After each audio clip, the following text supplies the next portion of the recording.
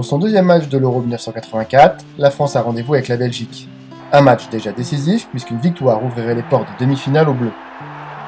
Pour Alain Giresse, plus qu'une bonne opération comptable, il s'agit de poursuivre la dynamique de victoire face à une nation qui, à cette époque, ne réussit pas très bien au tricolore. Il ne faut pas mettre l'accent que sur ce que représentait en termes comptables ce match, parce que dès le départ de ce championnat d'Europe, on s'était donné comme objectif de se dire qu'on joue 5 matchs éventuels à disputer et que la meilleure façon d'aller jusqu'au bout, c'est de se dire qu'il faut gagner ces 5 matchs. C'était une équipe qui avait fait finaliste du dernier Euro, qui avait fait en 82, ma foi, une Coupe du Monde tout à fait correcte, et c'était toujours un adversaire assez coriace pour l'équipe de France, de façon générale. Il ne faut pas dire qu'on était en 84, à une période où les confrontations France-Belgique tournaient en faveur de la France. La première surprise de cette rencontre vient de la feuille de match où Michel Hidalgo, le sélectionneur, n'hésite pas à aligner 3 milieux de terrain axiaux au coup d'envoi: Alain Giresse, Michel Platini et Bernard Gengini. Mais c'était pas un coup d'essai de la part de Michel Hidalgo, puisqu'il avait déjà mis en place ces 3 milieux offensifs, notamment sur une qualification contre les Pays-Bas à la Coupe du Monde 82, où on était aussi 3 numéro 10.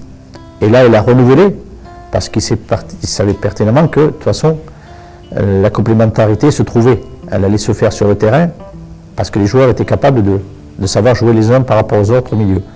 Ce qui fait que il a un petit peu abandonné le milieu à 4 parce que les conditions l'exigeaient, et de mettre Luis Fernandez en position de milieu droit. Un milieu droit qui allait être très offensif au demeurant. Pour tous les observateurs, ce 5-0 infligé au Diable Rouge à Nantes est le match quasi parfait de l'équipe de France. L'ancien Girondin confirme, lui, auteur ce jour-là d'une performance de premier plan. C'est le match parfait. C'est le match parfait où, quand on dit je fais un match de foot, voilà ce qu'on recherche. C'est-à-dire que tout est simple, tout est facile, il y a du plaisir, il y a du jeu. Vous n'avez pas la notion de connaître des difficultés.